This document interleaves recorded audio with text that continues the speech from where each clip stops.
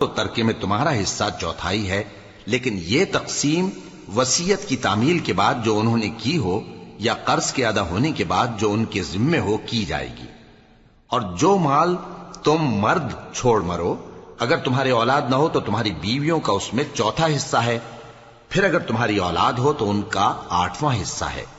یہ حصے تمہاری وصیت کی تعمیل کے بعد جو تم نے کی ہو اور ادائے قرض کے بعد تقسیم کیے جائیں گے۔ اور اگر ایسے مرد یا عورت کی میراث ہو جس کے نہ باپ ہو نہ بیٹا مگر اس کے بھائی یا بہن ہو، تو ان میں سے ہر ایک کا چھٹا حصہ ہے، اور اگر ایک سے زیادہ ہوں تو سب 1/3 میں شریک ہوں گے۔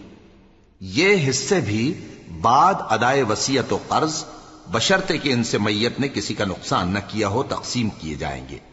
یہ اللہ کا فرمان ہے، اور اللہ نہایت علم والا ہے، بردبار ہے۔ یہ تمام احکام اللہ کی حدیں ہیں، اور جو شخص اللہ اور اس کے پیغمبر کی فرما برداری کرے گا اللہ اس کو بہشتوں میں داخل کرے گا جن میں نہریں بہ رہی ہیں، وہ ان میں ہمیشہ رہیں گے، اور یہ بڑی کامیابی ہے۔ اور جو اللہ اور اس کے رسول کی نافرمانی کرے گا اور اس کی حدوں سے نکل جائے گا، اس کو اللہ دوزخ میں ڈالے گا جہاں وہ ہمیشہ رہے گا، اور اس کو ذلت کا عذاب ہوگا۔ مسلمانوں، تمہاری عورتوں میں جو بدکاری کا ارتکاب کر بیٹھیں ان پر اپنے لوگوں میں سے 4 شخصوں کی شہادت لو۔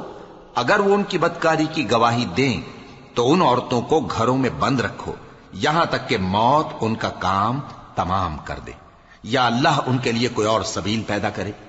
اور جو 2 مرد تم میں سے بدکاری کریں تو ان کو ایذا دو، پھر اگر وہ توبہ کر لیں اور نیکوکار ہو جائیں تو ان کا پیچھا چھوڑ دو۔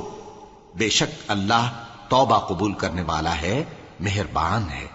اللہ انہی لوگوں کی توبہ قبول فرماتا ہے جو نادانی سے بری حرکت کر بیٹھتے ہیں پھر جلد توبہ کر لیتی ہیں، بس ایسے لوگوں پر اللہ توجہ کرتا ہے، اور وہ سب کچھ جاننے والا ہے، حکمت والا ہے۔